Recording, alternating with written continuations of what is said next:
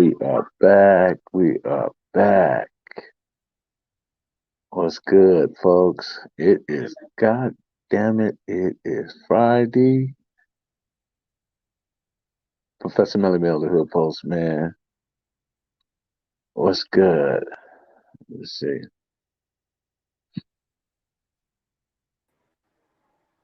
Big, what's going on? So I don't think you can hear me.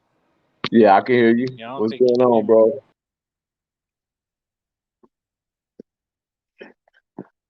Let's see.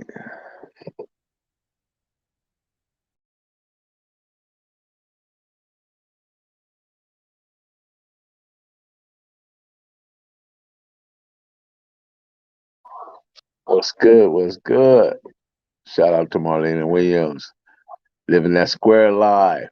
LA lifestyle. Shout out to the mail room. What's good? What's good? We are back. We are back.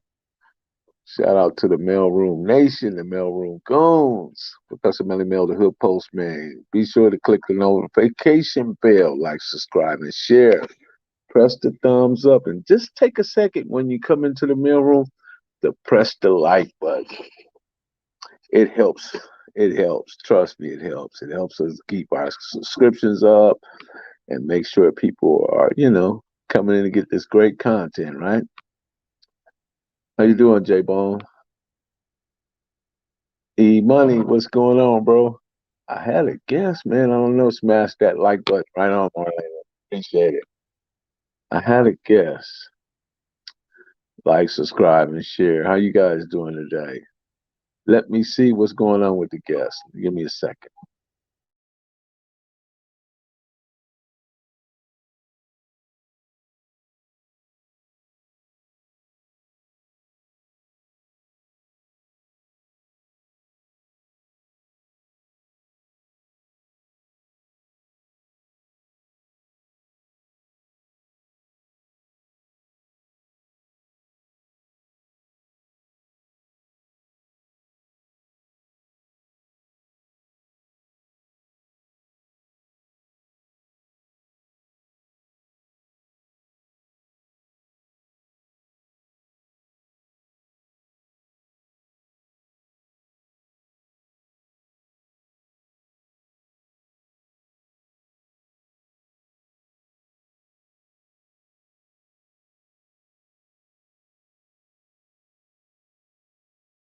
There we go. Let's see.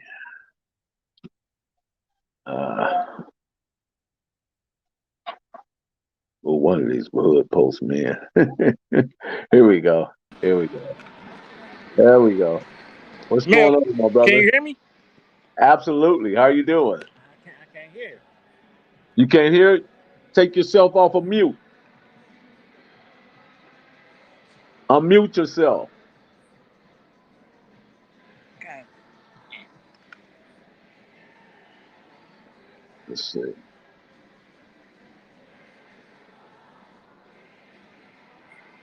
man, I Can you hear cannot me? hear, man. God damn. You got yourself on mute. Yep.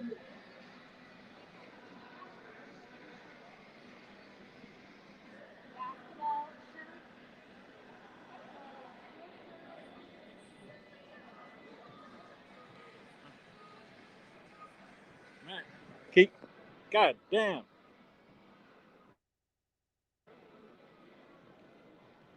Can you hear me? Yes.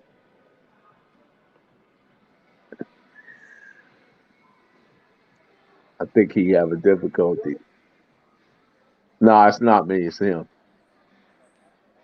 I can't see. I can't hear him. Let me see. No, I'm not muted. Unmute. Okay. Anybody hear me in the chat room? Okay. Private chat. I can hear you. Um, unmute.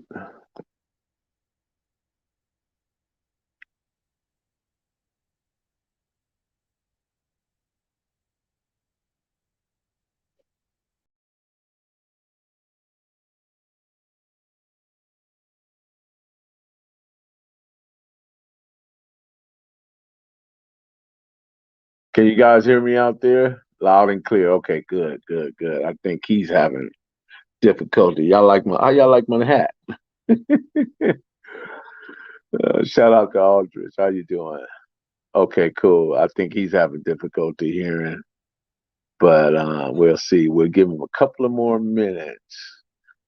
Couple of more minutes. Postman, can you talk about Rocky? Rest in peace. He was in San. Yeah, that Rocky. That was my loved one, man.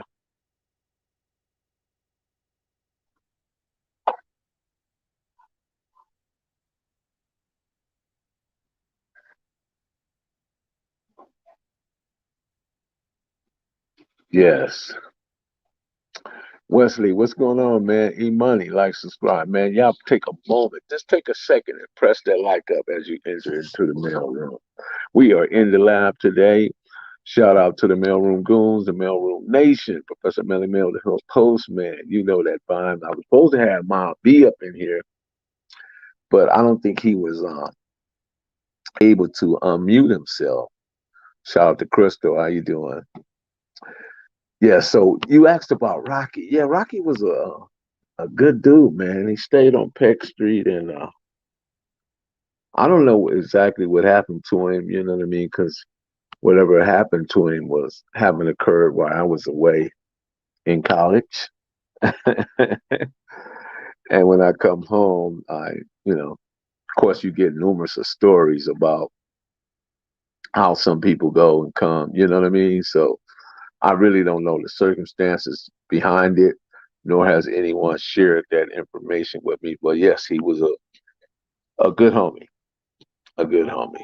So yeah, we're gonna miss him. Rest in peace to Rocky.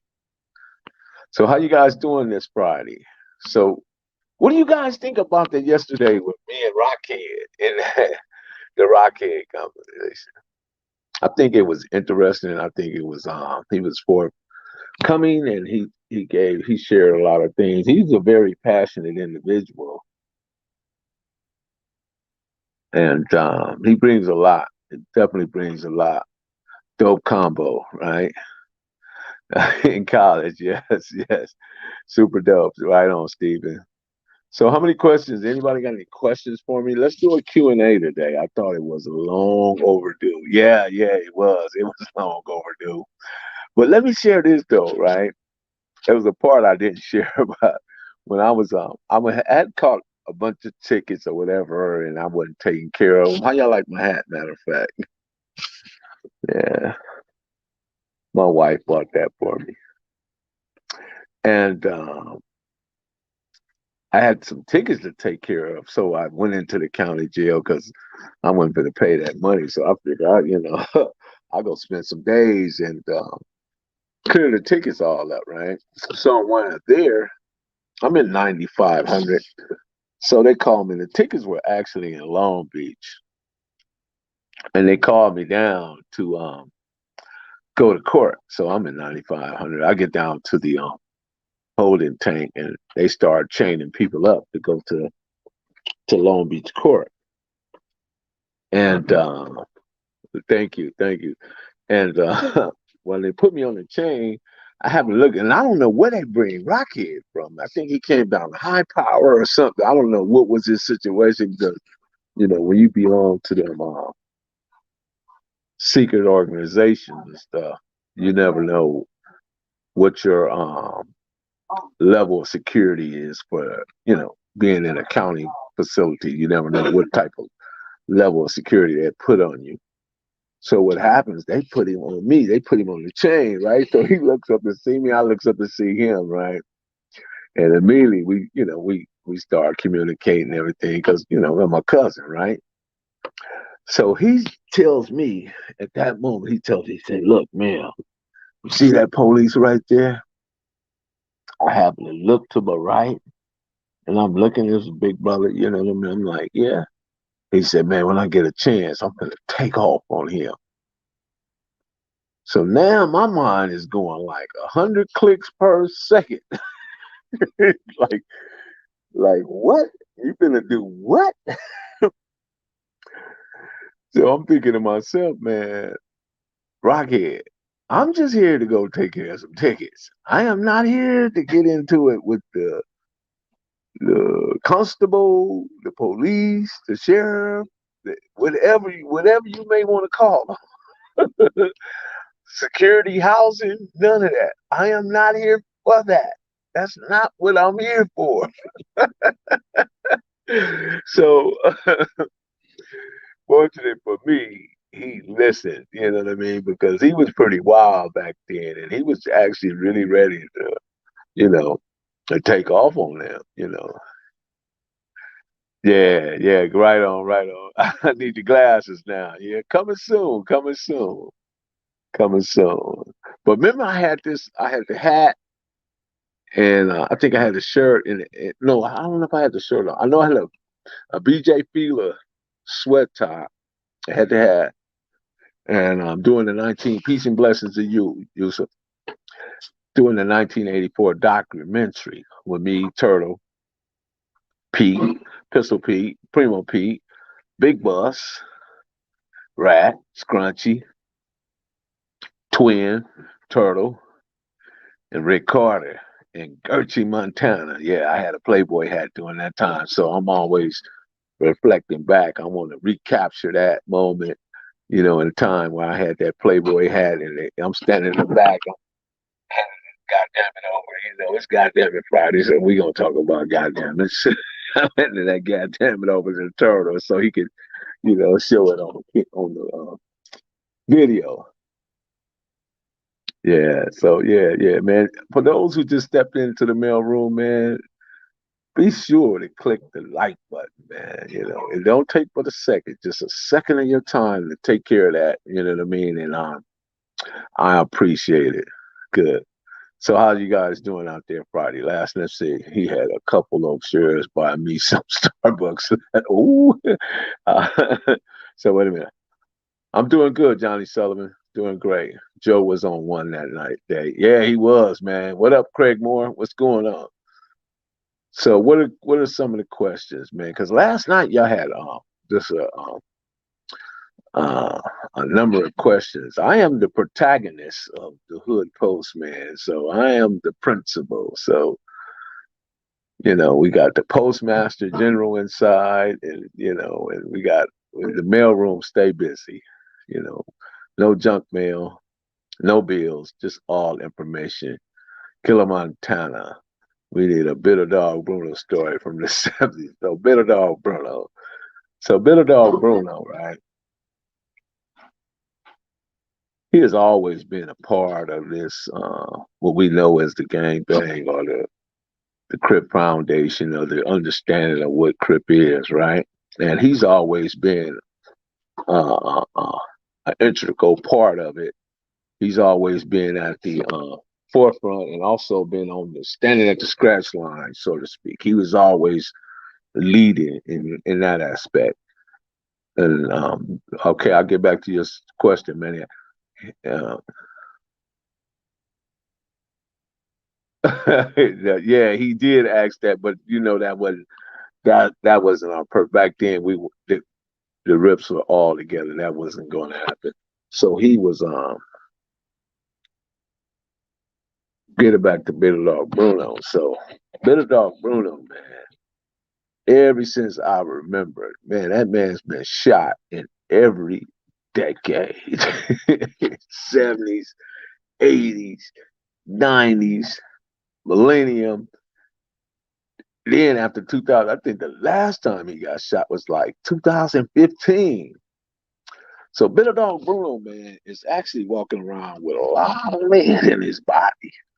You know, but great dude, dance, life of the party, always been down, you know what I mean? Never always ready. Whatever you know, his homeboys are up to, he was ready to go. You know, but this time I want to take a time out to shout out to my homeboy, rest in peace, Wayne Hollyfield, and his brother Bruce Hollyfield, Killer Raider, rest in peace, Killer Raider, T-Bone, Dwayne, and rest in peace, Boo Boo, rest in peace, Yogi. Shout out to Baby Crip, shout out to Crip Doctor, you know, rest in peace, Taboo. And just rest in peace to a lot of different soldiers that was part of that understanding back then. Came on. Any Boo Boo stories? Yeah. Boo Boo was the man. Boo Boo was like a walking stick of dynamite, man. You want to mess around with Boo Boo. Dave represented OP, but don't think he turned, let's see, turned Santana. What Dave you talking about? David Washington?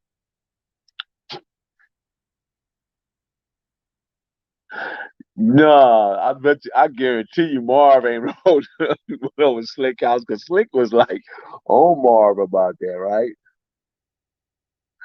You talk about the truce between SBC, Pomino against the kid, CV3, and what years was the truce? You know what? We have never really got into it because we grew up with the CV3, right? Jab, Dopey, Poncho, Cold Cheese, Frito, Kung Fu, just to name a few of the CV3s, man. We were right there. Jap lived just right down the street from me. Poncho and Dopey was over there daily. Frito was down the street from me, you know what I mean?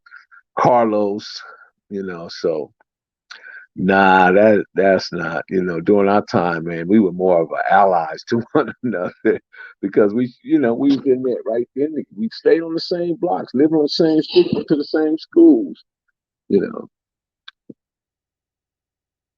Let's see. They need a Santana Block movie actors playing all of y'all. Yeah, that would be phenomenal, wouldn't it? Can you imagine? My name is Kenny Wayne Johnson. Yeah. If I can't get it, it can't get got. We went to the places where the people told us not to go. Yeah, that was Kenny Wayne Johnson. How is the brother Bird doing? Because I heard this health is not too good on him. Which Bird? We got a young Bird. Oh, you talking about the Bird that was with Rockhead in the pen? Yeah, he's probably not. He's original Oaks Park. He never became a Santana. This man went to the minutes between 80. You probably talking about Dabo. I believe you be talking about Dabo. Yeah, Dabo was a Santana. Kiss Tucker is Kenneth Wayne Johnson. That would be a good one, right? Because they both got high pitched voices. That probably would be really good.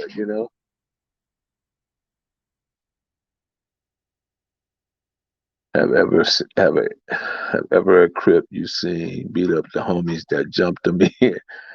No, no, they accepted that man with honors. You know what I mean? That's never went. It always went the way it was supposed to go. You know what I mean? It was just a way to show that you were disciplined enough to be enter in something that was you know that had a hierarchy to it. You know what I mean? And in order to get in, you had to go through that ritual.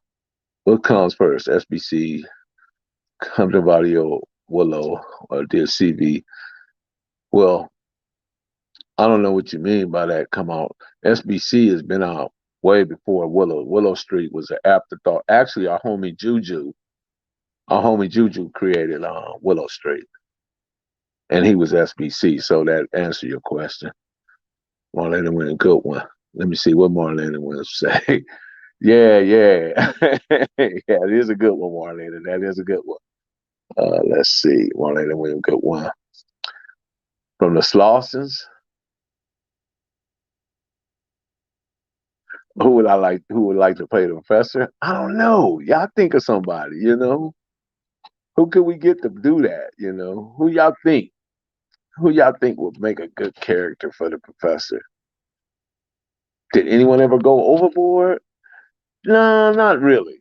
No, not really. Because you gotta understand, it wasn't to discipline you or take punishment or extract punishment or do something to harm you. It was just a measure to show whether or not you was worthy or you were disciplined enough to handle being in that circumstance. Because back then, there wasn't no telling, bro.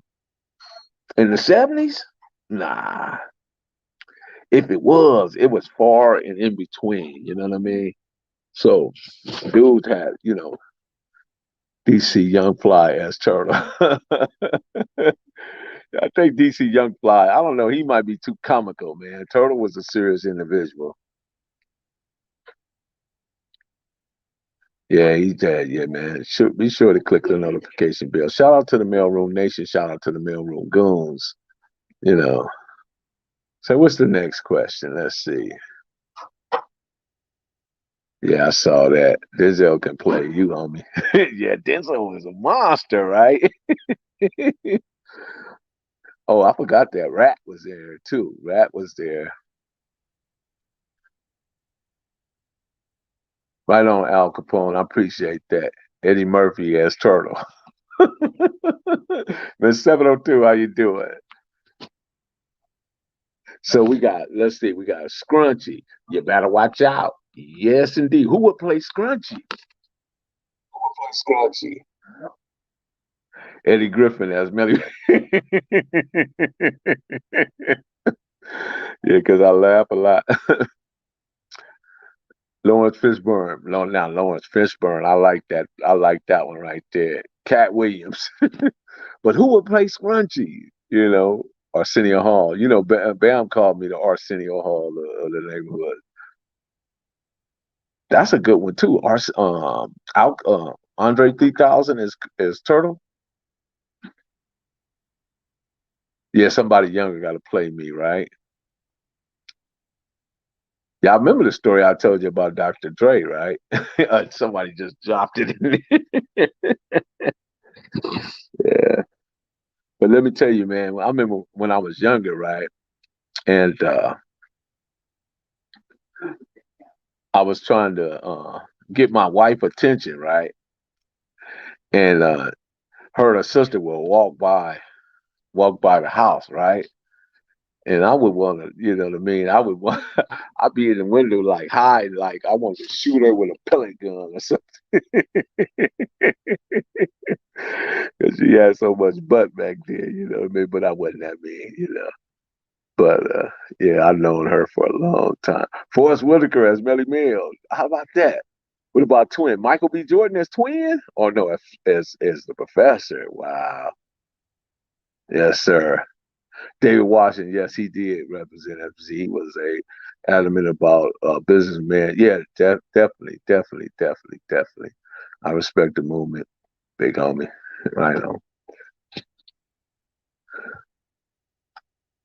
So we actually got into it with Uncle Jam's Army at the what was that? Lorenz Tate can play you there. That'll be a nice one too. Um, what was that? Eve, not Eve After Dark. The other one, Alpine Village. Uncle Jam's Army when Egyptian Lover and all them people was doing all that music stuff traveling around. Yeah, we got into it with them, man. They didn't want to let us in the party, so we had to smash on them, beat up a few of them, and they understood after then.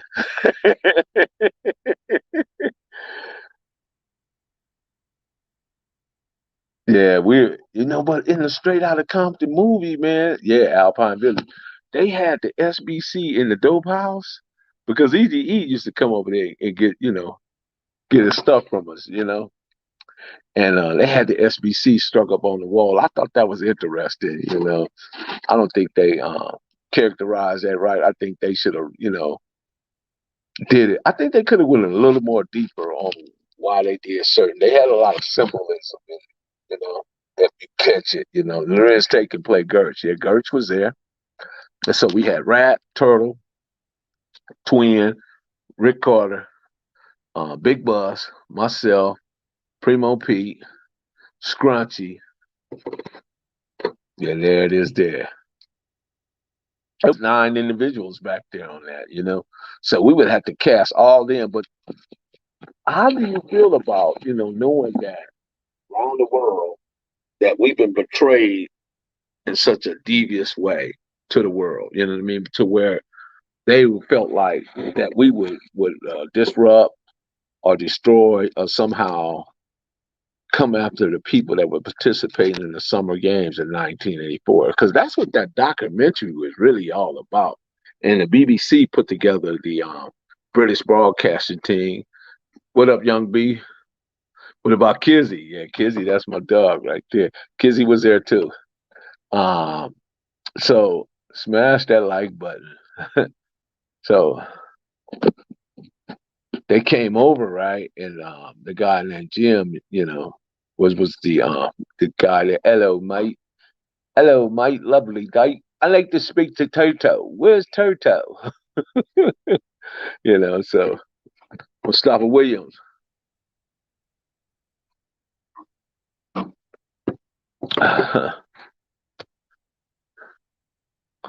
mm. Yeah, so what you have to remember about Santana is a merger, bro. That's what you have to remember about Santana. Oak Spark was 72. Midtown, 72. That's what Santana consists of, those components. You got to know the components, man, to understand what the end result is. Once you know what the components are, then you know how to phrase it right. Of course, Santana came out in 76. But what made Santana was those two bookends that I just spoke on. So like I told you, man, there was no such thing as Palm and Oak in 73, bro. There was no such thing as Palm and Oak. There were Linwood Crips. You keep on wanting to put that same thing out there, but that's not true. I was there. There was Linwood Crips, then there was Palm and POP, Palm and Pine. And then after, when Turtle started hanging over there at the Gale's house with Gale and Connie and their brother, I can't remember their brother name, all the homies, Gangster Twins and Ronnie Childs and a few other homies, they all would be over there. They would hang at Gail Thomas' house, and that's when Palmino, Big Junie say 73. Big Junie wasn't even a Linwood Crip, so maybe Big Junie, I think Big Junie timeline is wrong for Palmino. Because, like I say, I barely just started seeing the Linwood, because Linwood Crip came out. It was the Oaks Park, Red House, Midtown, and right when Midtown and Linwood Crip came, right about the same time, and they all convened in Oaks Park, and everybody was initiated and put on. I'm standing right there watching it, bro. This is not no secondhand information. This is firsthand. I witnessed it all go down, bro. Big Tookie, Buddha, well, not Buddha, Blackie, Shotgun, Killer Carl, Mad Nut, Robert Thomas, Gary the Governor, Donald Doug Norwood, Big Big Roy Scott, Chocolate, Snake, Nathaniel Fletcher, Big Blue, just a man, and I can go on and on and on and on. And Shotgun, Tiny Man, Reginald Weasel, and Limpy. That was just a man. It was just, and then that you had Toenail, you had Shawty Duck, you had those of Lynn with Steven.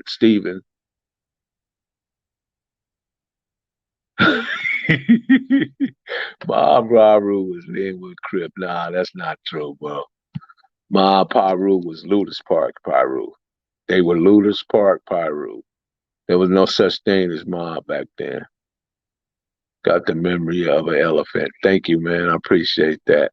So back to the Linwood Crips, where there was Peabody, Stephen Washington, Andrew, Gary Stewart, those guys, they were the original Linwood Crips. Wino, I forgot about Wino, and Duck, Toenail, Shawty.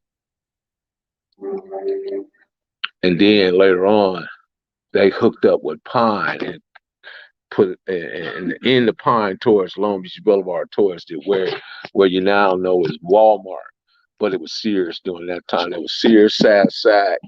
There was Newberry's, Tom McCann, Gallic Camp, Market Basket, Save-Ons. All that stuff was right there in that area. And Daniel's Jewelry was there too, yeah. So, yeah. Wesley, how you doing, man? Bodacious Bub. Big Junie was in Camp Miller with me in 74, 75, and he wasn't from Palm and Oak. He was a Linwood Crip. Right on, Bodacious. He did his thing. Bodacious took the word. See, I mean, all I could do, Bodacious, is give him the history as I saw it from my eyes, right?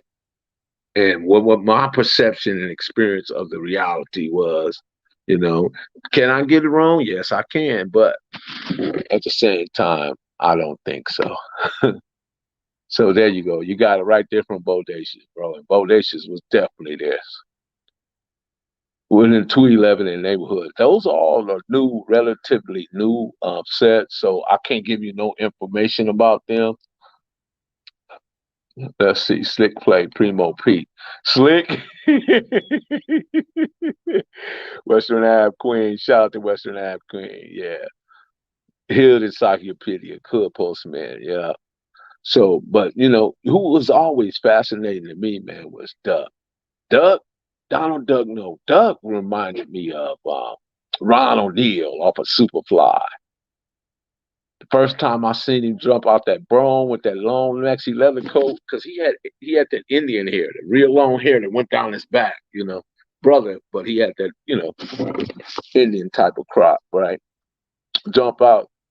And him and bartender used to fall out because both of the women, like all the women was really like infatuated with both of them brothers. I mean, deeply infatuated because they was real handsome. And then talking, where did Kelly Park stop? I mean, being Pyro, if that's true, that it were.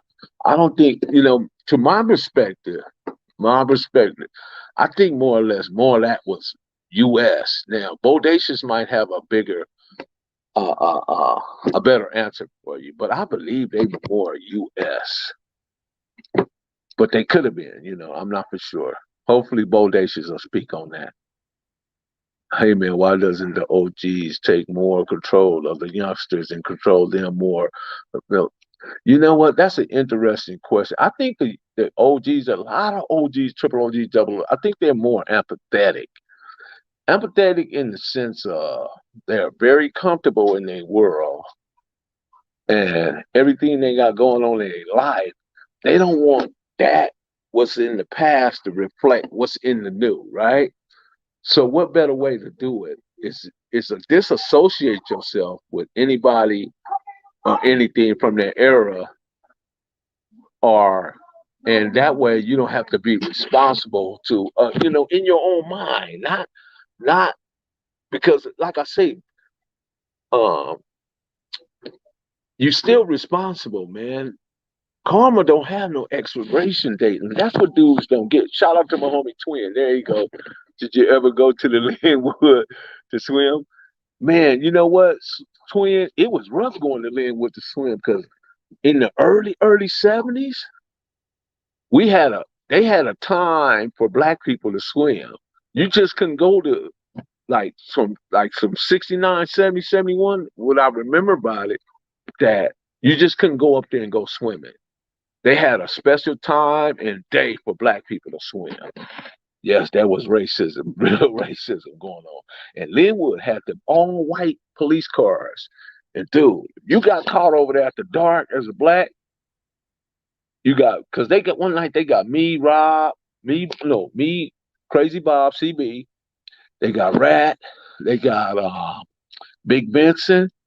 They got White Boy Greg. They beat White Boy Greg so much. They start calling him White Dog because he was hanging with black people. You know what I mean? They would beat him, call him White Dog. Kelly Park Pyro ended when Bob Simmons opened up. Okay, see, I told you Bodacious would happen. I knew Bodacious would happen. Yeah, Bodacious. Bodacious, you want to pop in, man? Let's see. Let me put Bodacious. There you go, Bodacious. There go a link right there, Bodacious. Let's see. There go a link right there, Bodacious, if you want to pop in. If you got time to pop in, cool. If you don't, bro, we'll catch you another time.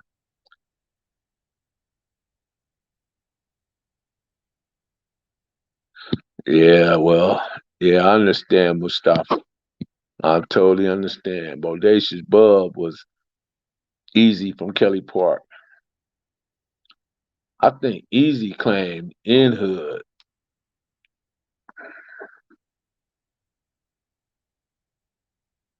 How does the violence in Compton in the 70s and 80s compare to the violence in Compton now? The violence in the 70s, 80s was purpose. There was usually the violence was brought to you because you were a perpetrator or you were somebody that was about violence. Let's see. Let me get. There we go. Bodacious. Add Bodacious, man. Then we gonna go to church today. We got Bodacious. Yes, We we about are. to go to church today. So Bodacious. One of the questions somebody just asked me was the violence in the 70s and 80s, how do it compare to today's violence? Um, Pretty much. You didn't have the weaponry. You didn't have the militarized weapons that they have today. And it was more coming from the shoulders. You know what I'm saying? That's where your reputation came from, if you could chunk them or not. Right. Um, I think the violence came out. It's always been violence in America. America's a violent country. You know what I'm saying? Absolutely. They genocide a whole race of Native Americans. You know what I'm saying? Then went and kidnapped 155 million Africans and made slaves out of them. So violence is American tradition, and it's the only basically entity that solves some problems immediately. That's why the police use it. You know what I'm saying? And other military in war, violence is the only thing it causes immediate stop and immediate change. So, like I said, when I was born in the early '60s. I grew up on Gunsmoke, uh, the FBI. All this killing. Everything. Not the fastest gun in the West. Jesse James. Even Bugs Yosemite Bunny. Sam. Yeah, I was gonna say Yosemite Sam used to shoot at Bugs Bunny every morning. So I wanted to be the fastest gun in Compton. You know what I'm saying at that time. And I studied guns and ammo as a kid. And I grew up on. I was born on a farm, so my grandmother had double barrels. They put salt rock in it. They didn't want to kill nobody. They just wanted to stop the little people that stole the fruits and vegetables or the hogs and stuff like that. They weren't killers unless you threaten and come in their house. So America's a violent Shout out to country, and, Stan. and people think violence is just me standing in front of you and you stand in front of me and we go at it shooting at each other. No, violence is disenfranchised, or they wage war on the people when they reduce them to economics, and because that's the first thing they strip when they start war. If you read Sun Tzu, The Art of War, the first thing you do is debilitate a people. You take their food, gasoline, and any country. You know what I'm saying? And then you go on there when they weaken and slaughter them. Of course, you So know Big Sherman and Stephen Evans. Come on, bro. right, and big and they were U.S. at first. You know what I'm Yeah, saying? A lot of cats don't yeah, know they were U.S. And right. it's funny because I remember it like yesterday because I went to Kelly. Uh huh. And what people have to understand, especially the younger generations, that Compton is a Pyro. It's the only original black gang in Compton is Uh huh. Pyro. Uh huh. You know what I'm saying? Crips come from L.A. in '72. Uh huh. When Bob Simmons opened the boys' home on Santa Fe and Pine Right. and Atlantic Drive. That's when Jody and all them moved on Atlantic Drive. Nate and all the Batman and all them came over there. It was in the boys' home. So Uh the huh. Crips, when Raymond watched, all the Crips came, but they campaigned. They just like I say, they don't die, they multiply. They multiplied. I mean, almost like overnight, and they outnumbered Pyru's like because you had L.A. and Compton and Linwood and everything. They outnumbered the Compton Pyru at least 7-1. You know what I'm saying? That's why you can't take nothing from Pyru because they still hung and stood their ground to an extent. And at this time, people wasn't. You had gentlemen gangsters. They wasn't just attacking anybody. You had to actually be a Crip Yeah. or a Pyru to even get Yeah. into it with each other. Right. Pyrus didn't fight just your hood. They fought actually Crips. Crips fought actually Pyru, especially in Compton. You know what I'm saying? Mhm. LA is different. That's a whole different political gang situation. But Compton, it was like night and day. You know what I'm saying? It was you had somebody that did something to you, and at first, like you say, the Pyrus pushed the line in Compton. You had Pyro was from West Park all the way across Central and further. You know what I'm saying? They were all the way back to Atlantic Drive. All that was Pyro. Wasn't no other gang in Compton. You know what I'm saying? I mean, you had older gangs, your farmers and stuff like that, businessmen or the racist white gangs and the sheriff that was gang banging and all that back then. Even Linwood police were corrupt with the what were they, the Knights of the Uh-huh. Klan and all that. You know what I'm Uh-huh. saying? The So the Vikings. white knights and stuff like that. So you've always had gangs, ever since like in the 60s with Fonzarelli and them, back in the motorcycle gang, the chain gangs. You've always had gangs in America, but when it came to The the formulation of the what we know as the United States was formulated under the Criminal Act and violence. You you're know, the right, right, Boston Tea Party is what initiated a lot of stuff that we now know as the United States. You know, exactly. The and one of the Boston Tea first people Party. that Go ahead, died go in ahead. that was one of the first people. The guy was a brother named Christopher Addicts. He was a brother on the front Yeah, line. He was at the scratch right. Christmas when all addicts, right. when all that popped off. So we have always been involved in certain things, but what outcome is what gets us often is the outcome. You know what I mean? We go in there Well, and thinking at one thing, but we come out with another. Go ahead. the road to hell was paved by good intentions. You know what I'm Uh-huh. saying? Uh-huh. And I think it started off almost like when Raymond Washington and Tookie and even and it goes to show when I first moved to Compton, we were fighting white boys. You know Uh-huh. what I'm saying? It was white boys attacking us, calling us the N word on the way from school. We'd get chased home from school. So we would get table legs and put bicycle grips on them and just go beat them up at Sheer Park. You know what I'm saying? Right, To a right, point, right. I remember you that. remember they had the little woods up in Yeah, Sheer Park? We'd catch them up in there and yeah. whoop. So it was us against them. They outnumbered us, but we was more dominant physically. You know what I'm saying? Like we always are in sports or whatever. But this thing just didn't start with us fighting each other. There's a lot of components to uh, uh, uh, black what they call self-hatred and this is a design thing. These attributes from Africans in America just didn't come from us, say, a blue rag or a red rag. This stuff is embedded from slavery. The stench of slavery still stink till this day. You know what I'm saying? And the damage that is done to a people is almost irreversible. Yeah. You know what I'm saying? It's so bad. We suffer from every PTSD you can think of, but yet and still, when we act out, we just responding to the system of injustice. We're responding to this. You know what I'm saying? And they try to use the narrative that we're these criminals and can't be controlled and this and that when they're the ones that stole the whole country. You know what I'm saying? Right. That was gangster. You And talking that's about why I gangster? told We him, man, we come here stealing bicycles and man. chains and raping stores and stuff, or berating stores, and but they stole us. So Well, Melly, y'all it's need to it's compete basic with them. logic. Yeah. It's basic logic. We picked up the ways of our captors. You know what I'm saying? It's just common sense, and anybody can't see that. It's just blinded to where they just in Right on, denial. man. They suffer from Right. psychosis. You know, um, the thing is how do we fix this? Right. How do we fix this? You know what I'm saying? Because it's almost like I used the Frankenstein scenario. Where they took a brain out of something and put it in us. We're Right. not original man as we was created when back in the first and second dynasties. You know what I'm saying? And the way we was created with the in pyramids and in our native tongue and our native lands, we're not them people no more. Right. We've been reduced to the nigger. You know what I'm saying? And it's so embedded to where we still call ourselves that after 450 something years. We We just don't took even the have a out. We nationality. just took the off and made it And more what difference does it comfortable. make? What difference Yeah. does that make when the definition is the same?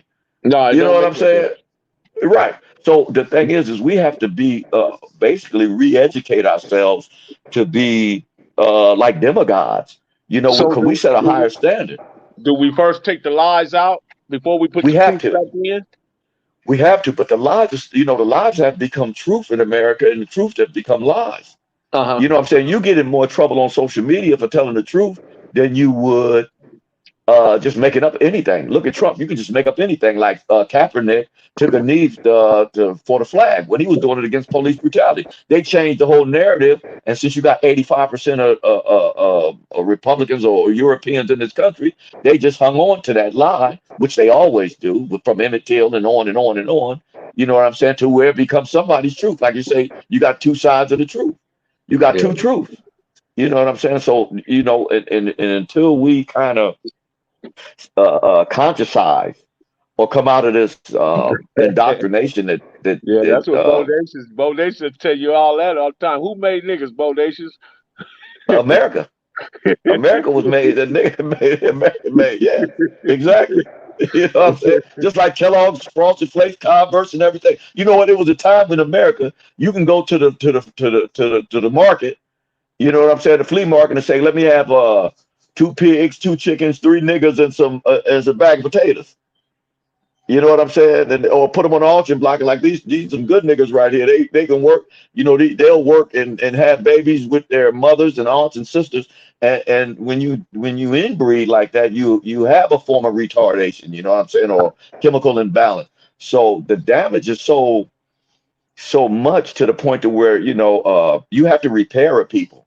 And that's what reparations are, repairing. It's not just finance. It's getting us back to a state of oneself, which you may can't in this country. You know what I'm So, saying? Bodacious, a deeper question, man.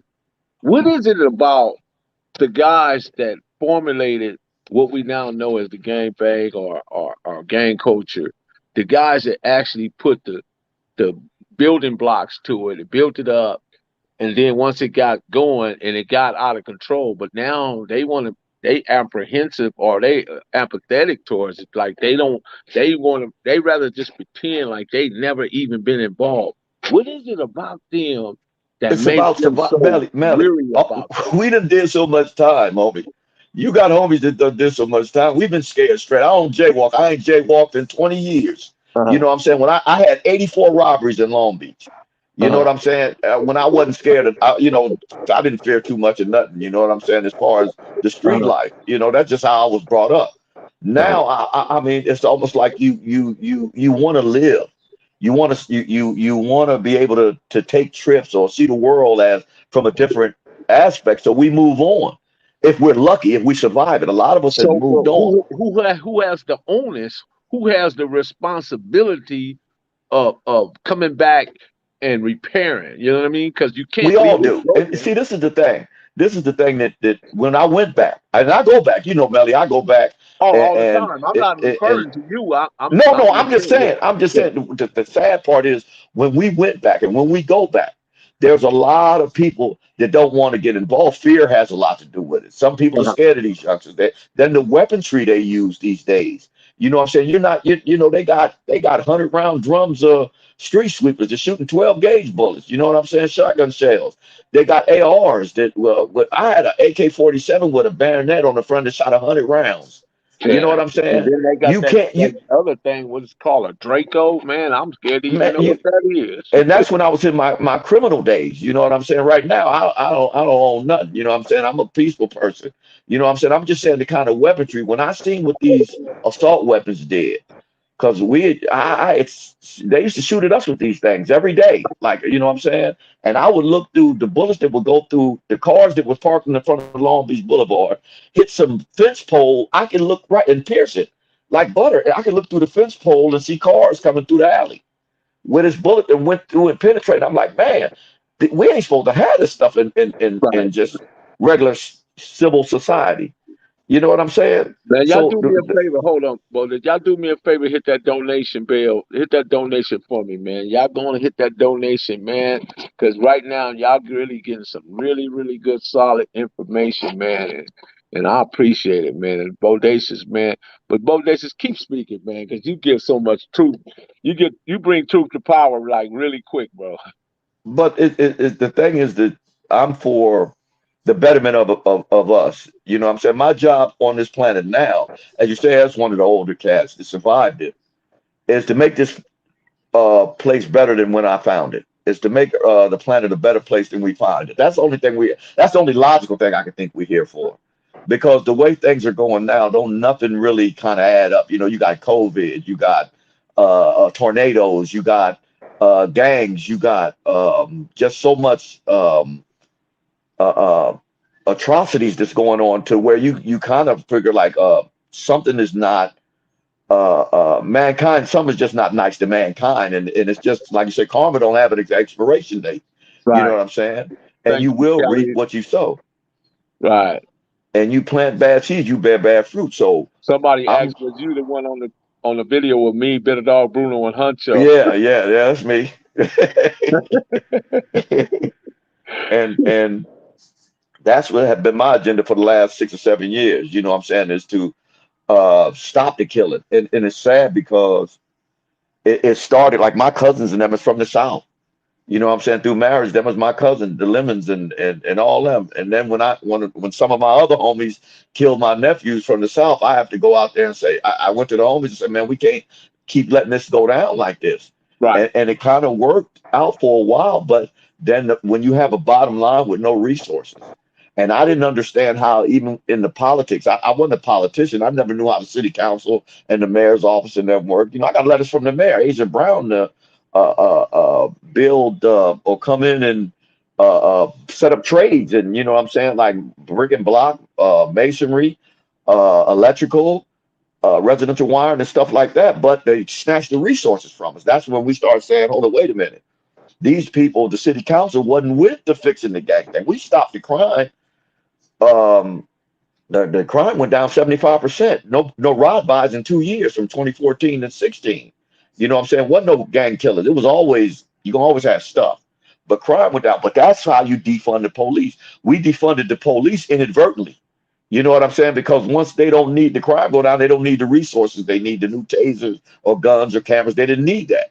So Right. they even kind of got into where they want more crime to go up because nobody, it's a facade to sit there and think that people want this crime to stop because the money don't come. The federal government don't give Compton sheriffs, just use this as an analogy, a $20 million budget when there's no crime.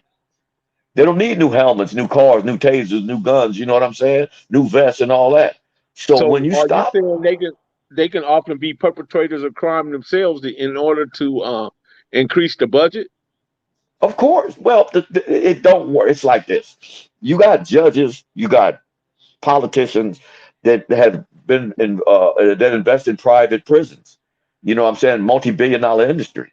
You know Uh-huh. what I'm saying? So when I used to do a study when I was in the pen, and I seen where they was the pipeline from school to prison that came about basically especially when the new prisons, when the private prisons came, because you have to understand Sorry to put that. they built a prison that held 20,000 inmates, and it was empty. Who you think they're gonna put in it? They already knew it. They already had the design. Who goes in these prisons? That's where your stop and frisk come from. That's where the tyranny come from. You know what I'm saying? That's where you walk down the street. I've been to jail for nothing. I've been to prison for nothing. You know what I'm saying? And it was funny because I was like, hold on, wait a minute, man. These people are setting us up for the slaughter. I start calling prisons abattoirs, which is a slaughterhouse, for cattle. You know what I'm saying? Because it's a slaughterhouse. So I'm like, they setting this stuff up 50 years ahead of time. Hmm. They putting this stuff out there 30, 40, 50 years before we even get a chance to even realize what's going on. By the time we realize what's going on, they'd have made $100 billion. Now they got to shut them down because they're unconstitutional and yada yada. But the money been made, the bottom line been made, and we are the bearers of the sufferer from this. You still got people getting released from death row after 20 years. It's innocent. You know what I'm saying? These are not, and these are just, this is by design. You know what I'm saying? And non-white people, in the darker you are, the worse it is. Non-white people have always been the one that suffer the most from these, from atrocities. So there has to be a cure for this, and the cure for us to do is um, learn how to get along without killing each other. Wynn say he went to prison for nothing. Yeah, yeah. Well, I've been to prison for nothing. At that time that they got me, they never caught me doing nothing. I've been there for nothing. But I went to prison for a whole lot of other stuff. So that's why I didn't feel no so bad. You know what I'm saying? I could live through it because I wasn't a pillow of community. Tell Twin I said what's up, dude. You know what I'm saying? Yeah, he listening. He listening. You know, but at the same time, um, we have to get a grip and start basically learning how to get along without doing harm to each other, us as a people. And I'm not gonna say we all agree because you ain't gonna stop everything, but the senseless stuff that's just really not. And I think G said it, Gangster said it the other day on his podcast, where um, that we made killing each other a part of being a man. You know what I'm saying? We have no outlet to, like you and I, we can converse on something and sell our differences over the phone. Uh-huh. You know what I'm saying? Where other people, they feel, these youngsters feel that, and only where I'm a prove it I'm a man, I got to smoke this fool. You know what I'm saying? I got to murk him or whatever. You know, Mm-hmm. and I look at that as that's a form of defense where pride is and emotions get involved without just thinking about the consequences. Mm-hmm. Because you know, when you just like if you know with Nipsey and all them, you go up to it, and that's allegedly. I don't know exactly what happened. That's 60 business, but allegedly this dude said, Nipsey said this dude was a rat. Dude took it as you put me out there. I can't walk through the hood no more as a rat. You may have paperwork on me or may not, and you put me out there. And I've Let said me I've been through that myself. let me run something by you, Bodacious, and just tell me what your thoughts is on it. I think that we're now coming to a point when where the gang culture used to drive hip hop, but now it has reversed the role. The hip hop culture is now driving gang membership because now the hip hops are gang banging even more, even though they have all this money and wealth and resources in front of them. But my thing is, come on, Jay Z, come on, P Diddy, come on, Dr. Dre, come on, Timberland, come on, Swift Beats. Most of you guys are giving these guys, whether it's Empire, Def Jam, uh, um, Interscope, all these big old mega companies, Sony, or whatever, man. There's another one I can't think of. Warner.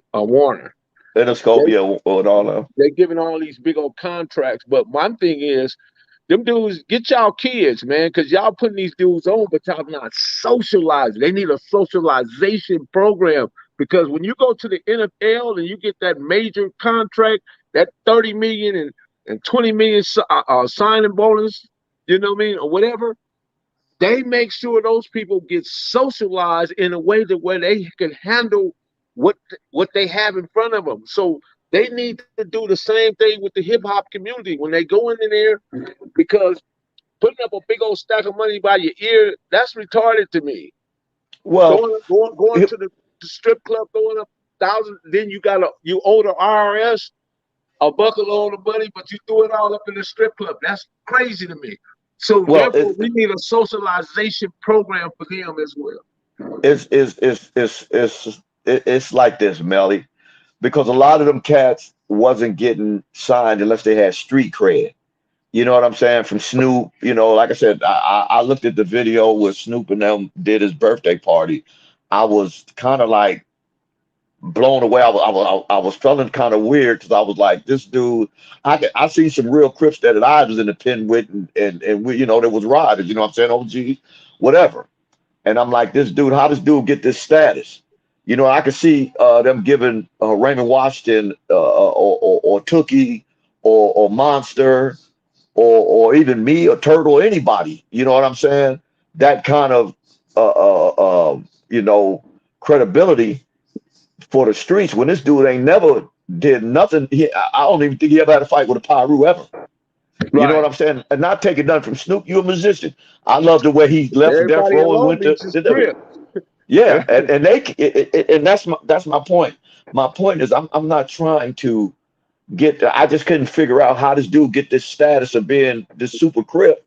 You know what I'm saying? When you got cats like the homies I got homies with 365 years life without sitting on death row. You know what I'm saying? They put in work. I don't condone us, but it was what it was. But at the same time, I just couldn't understand that. You know what I'm saying? It kind of threw me a loop to the point to where I was like, how this dude? Like I said, if you want to be a Crip, you can be a Crip, homie. But you got homies that done actually did some cripping. You know what I'm saying? That fought against cats that you got your hat bought to you. You know what I'm saying? Right. You didn't win all your fights. You know what I'm saying? That you Right. represented, that Right. you gave even the opposition the respect because when you Right. seen them, you know what I'm saying? You was like, hey, homie, today we got to go through this day. No, bums, it's cool. You know what I'm saying? And you Right. built that reputation off of blood, sweat, and tears, if you want to say. And then you get this dude just because he went and got 150 million or some platinum records. How do you get that status? You know what I'm saying? I was Right. like, how do you get that status? And I Right. couldn't understand that. You know what I'm saying? You had some reputable homies, you know, like praising this dude. You know, this is, you know, Crip and this and this and this. And I was like, okay, because I'm not a Crip. Don't get me wrong. I'm not a Crip. I want the public to know that I am not a Crip. I don't claim that. I don't claim that no more. I'm a black man that survived 61 years in America. We'll just say that. You know what I'm saying? Uh-huh. I don't go by titles. I'm not a Crip. I don't gang bang. I'm not into politics. But my thing is that my reputation is already written in stone. You know what I'm saying? And to I had to change and become a black man in order to get a following. Because I can easily go out and get 100 Crips right now and walk down Long Beach Boulevard if I choose to be Cripping. But see, I know what Cripping is. I know what Cripping is. You know what I'm saying? And we were just we was terrorizing. You know what I'm saying? And I was good at it. You know what I'm saying? And that's what scared me. I got good at it. And I'm like, wow, this ain't cool. So when you get older and you learn better, you do better. So let me ask So you a question. Do you think do you think any of us or any of these kids ever woke up and say, hey man, when I grow up, I'm gonna be a Crip or I'm gonna be a Pyro? well, maybe because it was attractive at that time. We made it glamorous. You have to understand at one time, especially with the Tanner. You know, I used to come over there with y'all. You know what I'm saying? When the money started coming through, you know what I'm saying? And Right, y'all put out the blue carpet for me. You know what I'm saying? right, And they would give me, you know, right, Turner would give me the world and put a fence around it. You know right, what I'm right. saying? I didn't have to ask. Mondo roll up and just gave me. He said, "I'm not gonna give you. I just give you a bunch of money." You know what I'm Yeah, saying? Bob G and B. all the Let me say this, Bodacious. Bob B. He yeah. came on, but he couldn't get his device to hear or whatever. He couldn't hear us, so he bounced. So go ahead, Bodacious. Sorry about that. I'm just saying we made it attractive. We had all the women. We had all the low ride. You know, low riding started on Pan Airs, Right, or up the street I lived on. You right, know what I'm saying? We were selling turtle in them cars. You know right, what I'm saying? You know what I'm saying? So me, Don Juan, and then we was dealing with cars back in the eighth, ninth grade. So I'm right, just saying, and Don started hanging with y'all. And Don lived in my hood and right, started hanging with y'all because the money game came out. You right, know what I'm saying? And when the money came out, you know what I'm saying? Uh, we had the women, we had the cars, we had the jewelry. You know what I'm saying? We could roll down Crenshaw and just stop the light and women jump in the rag tray in the back seat. We don't even know where they are. You know what I'm saying? They just jump in the back seat. We go with y'all because we had that swag. But and right. that's why I think the kids got into it and kind of like we made it so glamorous. Even with sometimes you could say prison, because we made prison like it wasn't a bad thing. You know what I'm saying? Yeah, You go to you're the right. pen, you go in there with the homies, you get swole, come out, try it again. You know And what I'm saying? some people thought that was their job. That was their mission in life is to go to the pen. Yeah, yeah. I'm just glad that some of my homies were smart enough to not to make that mistake and didn't go. You know, I Right, had brothers never been to the pen. You know what I'm right, saying, and stuff like that, professional cops and everything else. So I'm like, what we have to do is, like I said, we got to make intelligence attractive now. We got right, to make logic attractive. When you take the glamour out of it, where it's a death style, it's not a lifestyle. Gang banging and cripping and blood and all that. It's not a lifestyle. It's a death style. It's been proven over the last 45 years. It's a death style. right. You know, it's very few that make it. It's very few to get to where I'm at. It's very few that can sit there and go back and make the difference because you see the change and you see what's needed. You know, so I kind of look at where we are, and you have to understand a lot of these homies, like Big Ant just got out. You know what I'm saying? After doing like 40 years, he want to live a little bit. He want to Right. live. You know what I'm saying? You got homies that just getting out, Bebop and all them, and you know. They've been and my gone homeboy Ant Dog 30 and and 40 years. them dudes don't want what? We can't give them 30, 40 no more. Right. So they And not. It's dog not like gone they. too. Uh, You said and you said, dog? yeah, my homeboy Ant Dog just got out. Oh yeah? Anthony Robinson. Yeah, he Yeah. out. Yeah, after 39, 29, 30, Robert Glasser did 30. So you got homies just getting out. They're not complacent. Some of them still on parole. Some of them, trying to get a life. They're trying to get a woman and get married and live a little bit, go on a cruise or something. It's not like they don't want to do it. It's like life ain't. They don't have enough time to get back out there. I just happened to when I got out, I moved on and came back. I went and got a life, raised a family, and then came back after some years. You know, because I was all parole. I had already built a financial,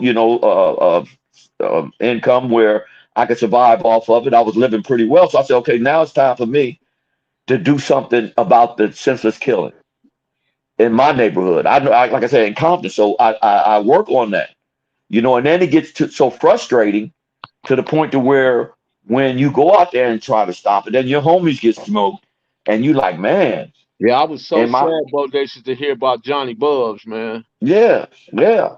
And then we lost two right before that. I mean, we've been losing homies. And like I said, what people fail to realize, even when you have certain rules that I grew up with all my life, when they get killed or something, I feel that.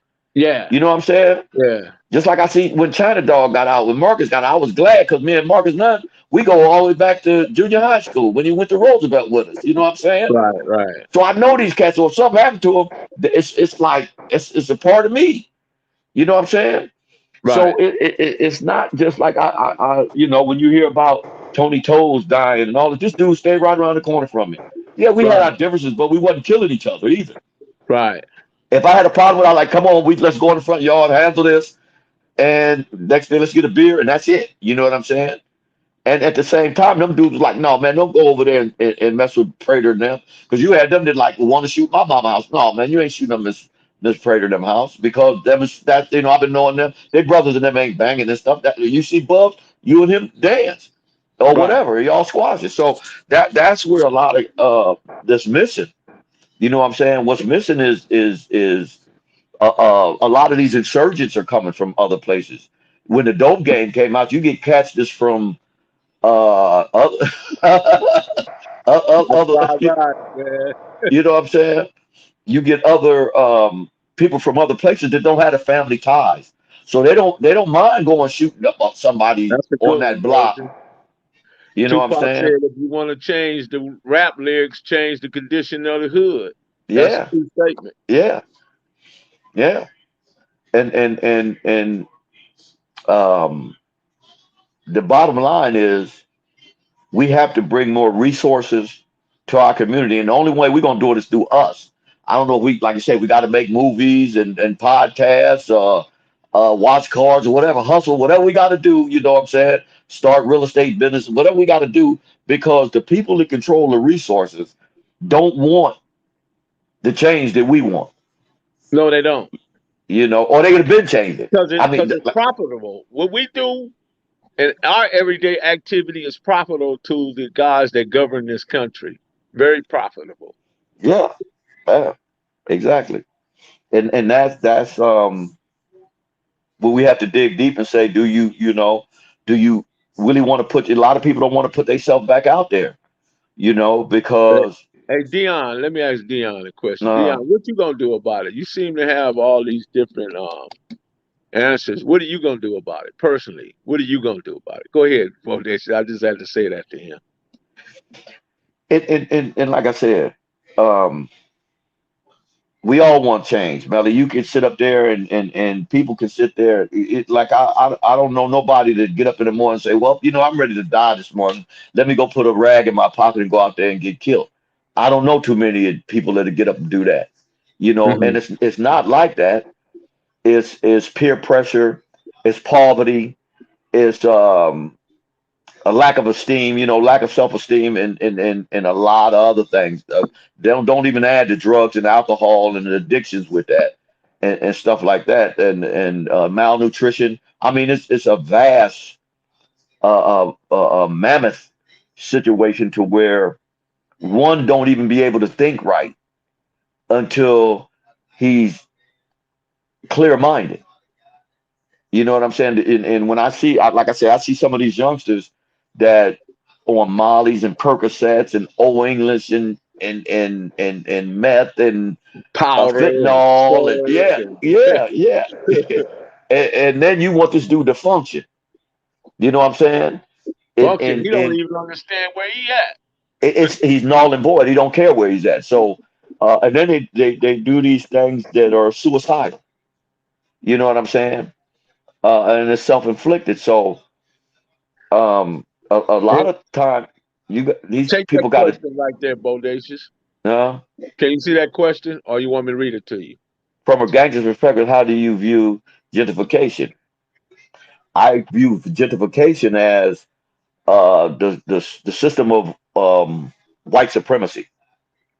It's the system of injustice, the system we live in. Because I look at it as don't soon we start owning property or owning a community, they will gentrify it. And the bottom line is money. And it's just like Compton. You know what I'm saying? Compton is a location where you can reach out anywhere. So they want to gentrify it and move people of color out of there because they were homeowners at one time. They don't want them owning homes like that because that's how we build wealth, generational wealth. Right. So The wealth of this country has always been determined by the property you own. exactly, exactly. And that's what gentrification does is strip you of the property. Then they make it so high, the cost of living so high to get in there, you ain't going in there no way. You know what I'm saying? They can You're gentrify right, just by Dr. raising, just like the real estate market has shot up so fast in this country to where I haven't seen it like that ever. You know what I'm saying? Keaton say save. Kenton say save who you can and pray for the rest. You know what? And it's just like if I can get one, like Ayatollah said, if we can get one, we did justice. If you can get one, you know, so hopefully even from these podcasts where we may say something that it clicks to one of these youngsters or even some of the old dudes, because some of these old dudes is just as wild. You know what I'm saying? I got homies just 63 catching cases getting 22 years. You know what I'm saying? At Uh-huh. 63. You know what I'm saying? So it's maybe, like I said, if we can, if just by the people that know me and seeing the transition with me and who I am today, um, we'll say, well, if he can do it, I know I can do it. You know what I'm saying? If Bodacious Bubs can transition to Akil Fudal Kelfani, you know, that's my conscious name. I'm like a trilogy. I got a Right, government name, I got a street name, and I got a conscious name. You know what I'm right, saying? And right, all of them portray who I am now, which is a person with character, excellent in character, you right. know, intelligent and destined to rule. You know, that's There what you my go. conscious name is. That's So, another thing that I find problematic with our people is that our names don't mean something. So therefore you must choose a name that gives you meaning because when you have a name, because like say for instance, when somebody introduced themselves as knucklehead crazy or can't get right, you gotta believe them. You gotta take their word for that because they introduced themselves. But if somebody introduced yourself is Oshun or Ogabi or a Mafupa or whatever, I'm just using, and those names have yeah, usually those names come meaning. with meaning, great person or big mountain or a Yeah. lion or whatever. You know what I mean? It has a value to it. You know, whereas And Melvin don't mean mm, anything. And well, Gary first of don't all, mean anything, you know. first of all, we were given names. Uh-huh. And like you said, they had no meaning to it. Every other race of people on this planet, names mean something. You Mm-hmm. know, even in Chinese, you know, it means something else besides just a name. Uh-huh. We take the, that's why I don't really dig titles no more. You know, because titles, even when people put a title on the creator of all things, which they call God, now you Make you just limited. belittle. Yeah, you just belittle him down to man's understanding. Right. You know what I'm saying? So now you can say you can understand, but you can't understand how the sun come up on time every day in a sphere without a hanger. that never goes out on time. Mhm. Your intelligence don't even begin to have that kind of wisdom. So to belittle the creator, it reduces him to what man think he is. And Right. and that's why I don't deal with titles no more. And in retrospect, it don't mean nothing. Exactly, And because everything we know about the creator, everything we know about God came from another man, you know. yeah, right, So who's to right. say we're getting the true interpretation or the true meaning, especially based on Western cultural society that has that psycho-European understanding, philosophical understanding, you know, that has three ends to it, the undervalue, underestimate, and marginalize you as a people, as the melanated people, the true people, the owners, the originators, the father and Um, mother of creation itself. yeah. Um, exactly. It's it's it's Christian indoctrination. Yes, You know what I'm saying? And it's funny because I read the Bible several times, backwards, frontwards, the man. Quran, and some spiritual books. JT Krishnamurti philosophy, and I mean just I'm just a bookworm.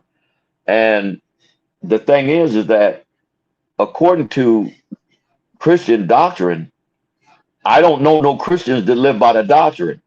You know No. what I'm saying? I don't. Mm-mm. And I'm like, I'm more Christian than Christians, and I'm not a Christian. You Yeah, know what I'm saying? they cafeteria Christians. They Yeah. pick what Well, they like and leave the rest. not only that, most of them just do it because somebody told them that's what they were. And You know that's what I'm true saying? too. Their grandmother was a Christian, so I go to church where my grandmother went. Yeah, two You things to if be true. it's just like when I was studying with some of the brothers in the Nation of Islam, and I read the Quran, Ten and commandments is more than enough. I was like, well, the Muslims live more to the Quran by the doctrine. You know how they prostrate 5 times a day, they wash and clean and all that. They fast and everything else. I said, well, they live more by that doctrine than the Christians do. Even though I know the Creator ain't gonna put nothing in a book. You know what I'm saying? Because that way, I just want to know what dogs and birds and them is reading to keep them under the will of God. So when the dog bark and a bird fly, that's the will of God. Period. When a Right, tree grow, that's the will of God. All we have right, to do is be human. That's the will of God. You know right, what I'm saying? People right. say the will of God. You just somebody just said 10 commandments. When I read the Bible, it was 660 commandments. You see what I'm saying? You know. So There how are do you get from 66 six? books and 66 authors in the Bible. Yeah, and Shakespeare put his mark in there.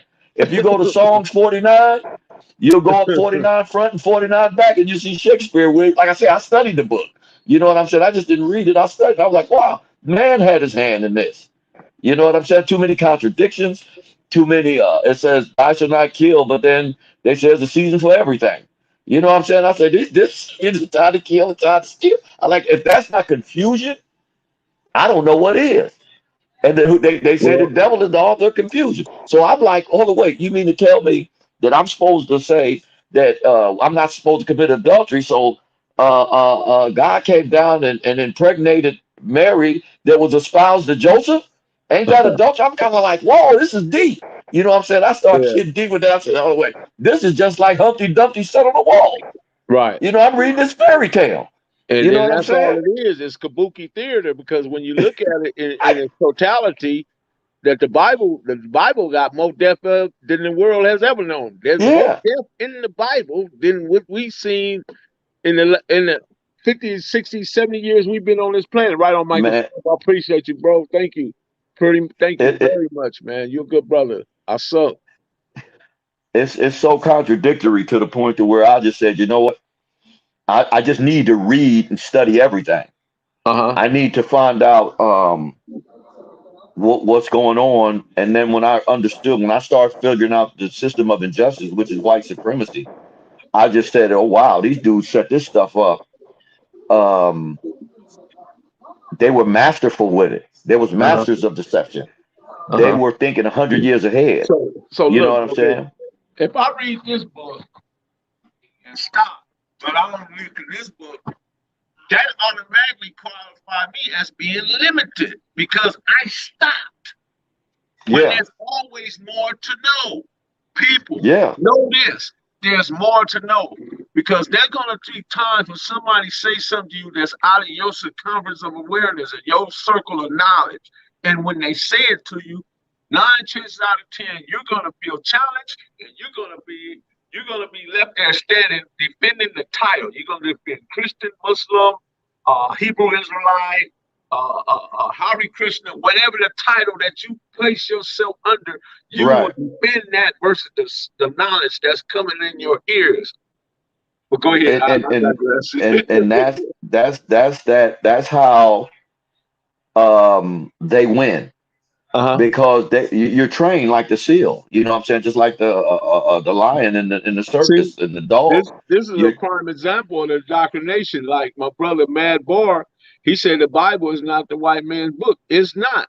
It's just the white man just took it and made it his book. The original text of the Bible, you're right, wasn't his book, but he took it and dressed it up and changed all the faces, all the characterizations in that book, and made it fit Europeanism. Put it this way: the Bible and the King James Version are two different entities. Yes. Because you had, okay, this is the thing. You know, I studied language a little bit. You know what I'm saying? And when you study language and you look at different words, there are certain words that are not in the English language. When you use Swahili or Arabic or stuff like that, you know, the and all that is not in them languages. So when they wrote the Bible in Hebrew, they translated it to Greek, and from Greek they translated it to English. So in these translations, they put what they wanted to put in there in order to indoctrinate you to make sure that Jesus was this divine white man with blonde hair and blue eyes. So if Jesus is white, then God got to be white. You know what I'm saying? And even in the doctrine, when you look at Revelations, it states that Jesus had hair of sheep's wool and skin of burnt bronze. You know what I'm saying? And people still won't live. It's just like if you look in Jeremiah 10, 1 through 5, right now with the Christmas tree, it just says, do not erect the tree and cut it down from the forest and fasten it with silver and gold because it's the way of the pagan heathen. But look at the people that celebrate Christmas just because it's tradition. And they cut the tree down and put it in their house and they burn up and babies catch on fire and everything else, but it's an abomination according to the doctrine you read. You know what I'm saying? So I see you, Dion. You on the Serato Mooster King. I understand, brother. Ain't nothing wrong with that. Look, I want to in anybody's case that says they're a one-dimensional religious person, and I know religions are man-made because they have rituals. You know what I'm saying? They have certain rituals, like you got 10,000 different religions. You know, you got all kind of religions. You know what I'm saying? Voodoo, Christianity, Hinduism, Buddhism, and every geographical area have a different religion. Through man. So if you the creator created us all, and there's one entity that we call the creator, which they call God, then we're all the religions. Then we're all up under the same umbrella. Right. Because all you have to do in life, and only thing you can do is be human. You wasn't created to meow or bark or moo like cattle. You were created to be human. That's it. That's it and that's all. You can't be nothing else. Right. So people try to pretend like they're something else when they're not. That's all you have to be. When birds fly, that's the will of God. Because that's all they created to do. When fish and stuff swim in the ocean, that's the will of God. That's what they were created to do. They weren't created to go up to the supermarket. You don't see no sharks walking down Rosecrans because they were created for just one purpose. So to get into the rituals and traditions is man-made stuff. All this is man-made. And the Europeans used it to conquer and control, which they took over the world. They took over the world. Exactly its purpose. You have to understand, when they came here, they gave the natives the Bible and took the land. They said, you can read this and have this. Right. But we want the land. We need this dirt. We need the land. You can have the Bible. You can have Jesus. You can have everything. Because the Europeans that came here couldn't have been godly. not according to the doctrine of the Bible. Love thy neighbor, treat people like you want to be treated. They You couldn't know, have been I should not following lie. that book. Still, they did just the opposite of everything. They used that book to justify what they did in slavery. They Yeah, used of that book course. to justify what they did in the Holocaust. Right. So, History cannot be destroyed. It can only be transferred. That's true, bro. yeah, so my thing is you just do your best to make this a better place than it was when you found it. As you get older, you're supposed to get wiser and make the change. And that's your mission.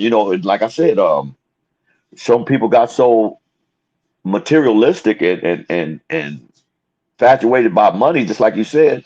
These youngsters is making these $20 million. I mean, you take Suge Knight. I don't know him personally, but I look at things what not to do in life. You know what I'm saying? Here go a guy made 400, $500 million and sitting in jail with 25 years behind. You waited till you got rich to gangbang. Yeah. You know what I'm saying? You waited till, and then that's what you said now. These youngsters, they done took rap music. There's more rappers getting killed than gang members. Yes. The gangbangers ain't really, they're getting killed, but I'm just saying it's almost like an equal thing. You get a new contract, you're a young round. I'm looking at Young Dolph. I'm looking at 400 Slim 400, and I'm looking at all these other rappers just getting these contracts and getting mowed down. Right. You know what I'm saying? And I'm You got like, that Bold street, Tree. You got Pop Smoke. We yeah. can go on and on and on, man. And it's crazy because that was our way out. And when they did, the rap became a financial freedom for and liberation for Africans in America. They had to sabotage it some kind of way. Uh-huh. Anything we do from the Black Panthers, I mean, just look at the historic. I think the only one that really kind of stayed founded was the Nation of Islam. They're the only entity that I know that hasn't been dismantled by the U.S. government. Everything else has been dismantled, and the Crips. The reason why they can't dismantle the Crips and the Pyrus because they have no leader. They're not organized, Mm-hmm. so they can't get them for organized crime because they ain't organized. They have no leader. Who's your leader? We don't have one. No sooner you have a leader, then bam, or you organize and get it systematically where you doing these things. Bam, here they come. They're going to dismantle it because they're going to look at it as a terrorist organization and you're a criminal enterprise. So Right. everybody going to the feds, you know. So I look at it as like we have to build something that each individual has to learn a code to live by, and that's the code of solidarity amongst ourselves. Yeah, us as a people, as black men, we definitely got to get on code. Whether we in New York, Texas, California, Ohio, Illinois, Tennessee. We have to get on code with one another, man. We just have to, Right. man, in order to survive what's happening in this day and time. Louis Farrakhan is not a leader at all. I think he's a leader to the people that follows him. You know what I mean? He may Well, not be a leader to you. yeah. The thing is that people talk, and I'm not talking about Louis Farrakhan. I'm talking about Elijah Muhammad.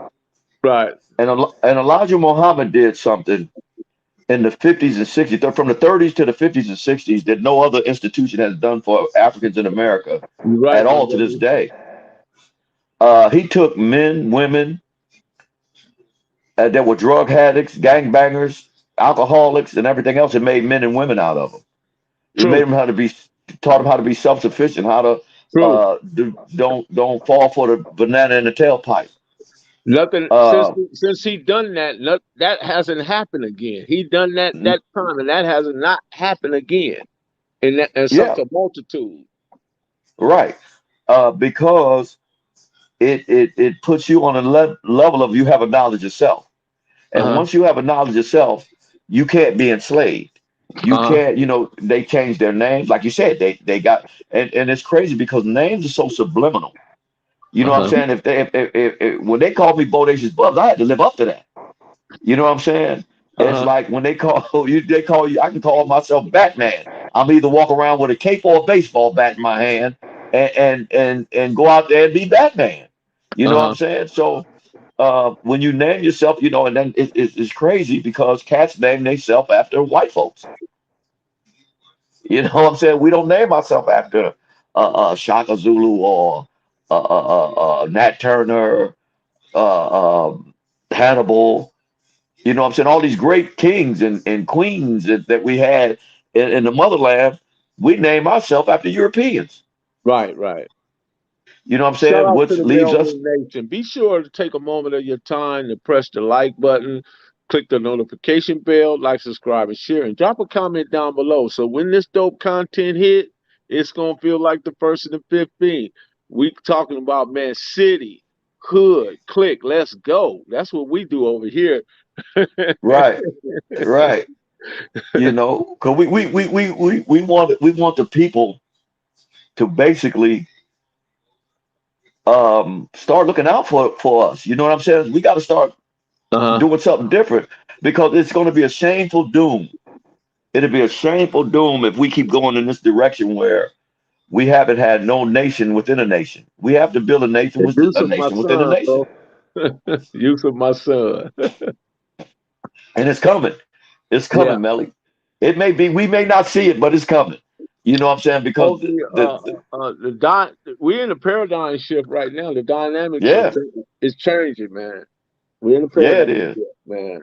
So, you know, it's good to see you, man, because me people don't know. For those who don't know, me and Bodacious actually went to school together, and I saw his level of commitment to this thing called Crip. But I also see he got the same level of commitment to what he believes in now, and that's honorable right there because he has always been willing to get out and do the work. When they call him to the city of Compton, he comes.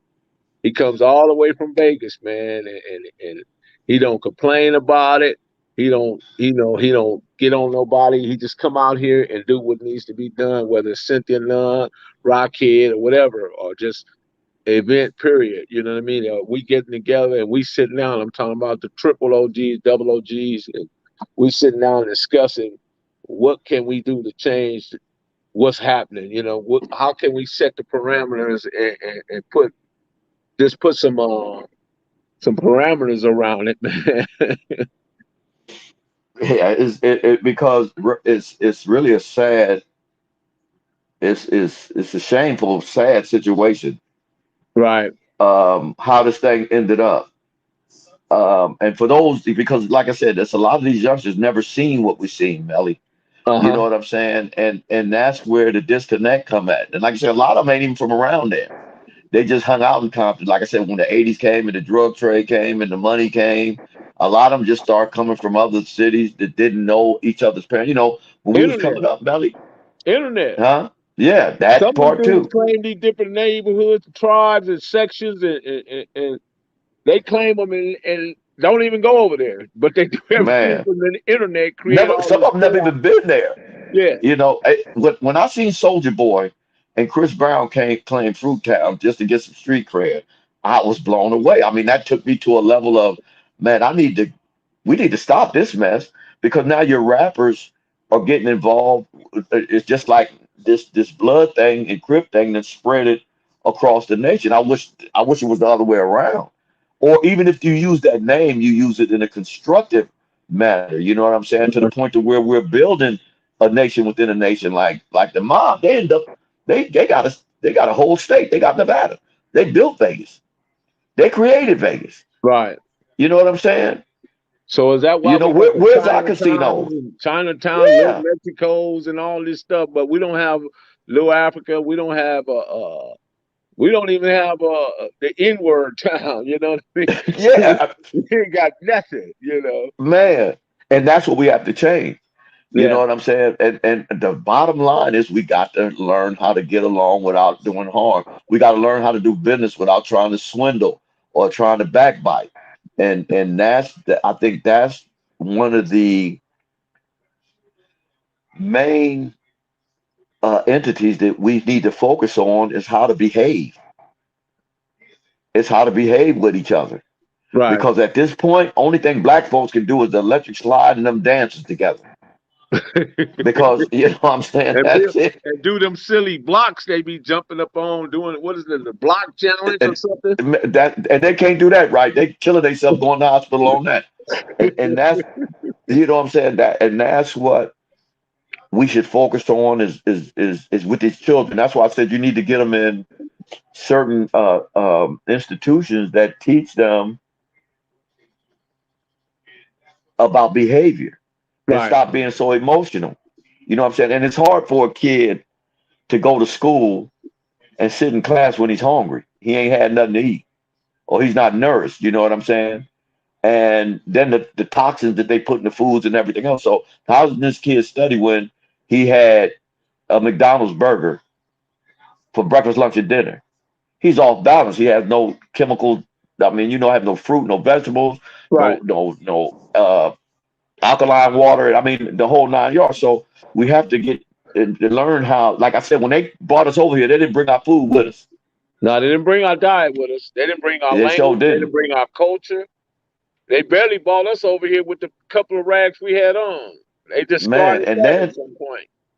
and then they fed us guts and intestines, and they still eating guts and intestines to this day. A whole lot of them. You know what I'm saying?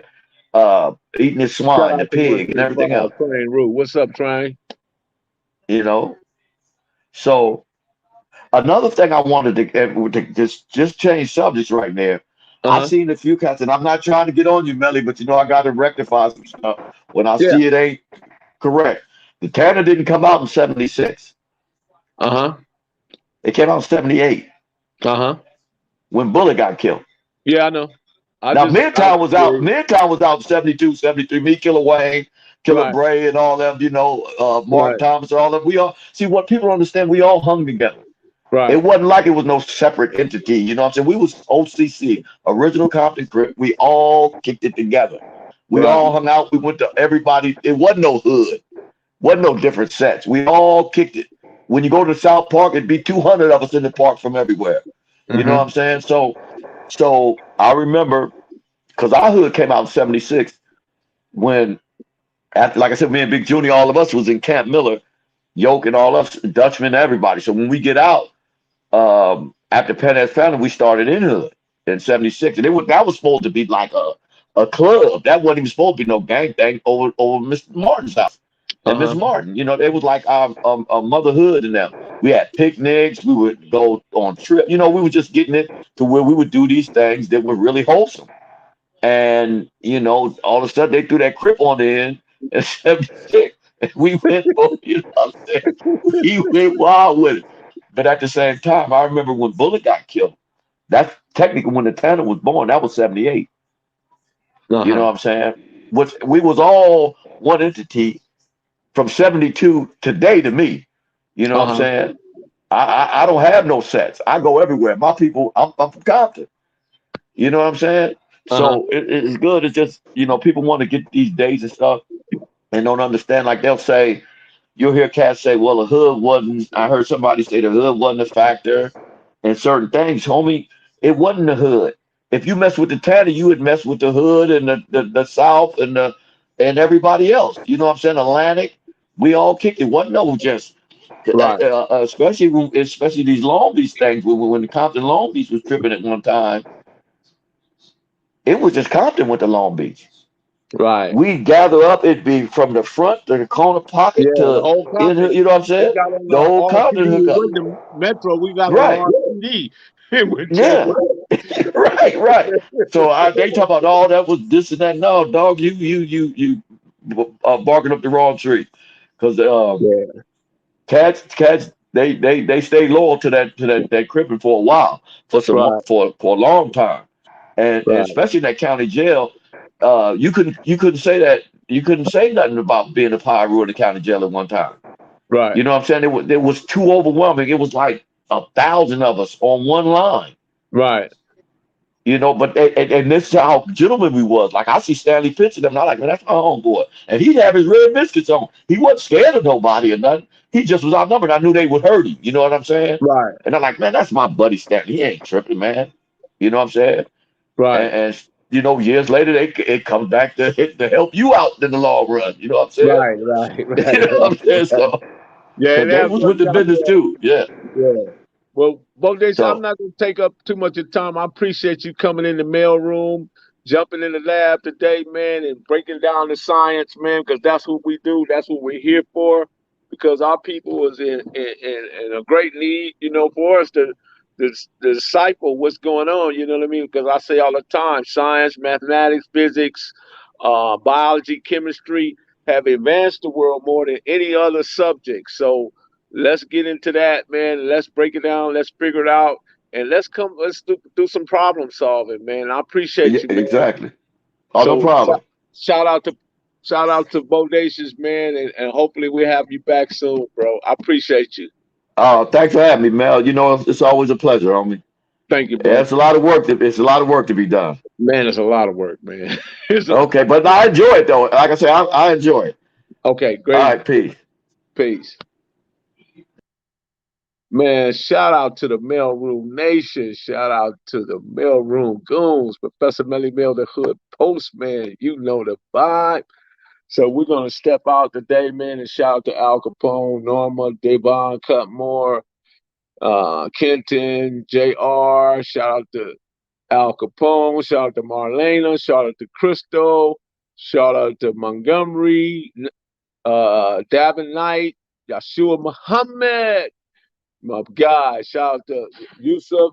Shout out to Yusuf Cousin in the chat, man. Shout out to everybody that came on tonight. Bonnie, Lady Lee.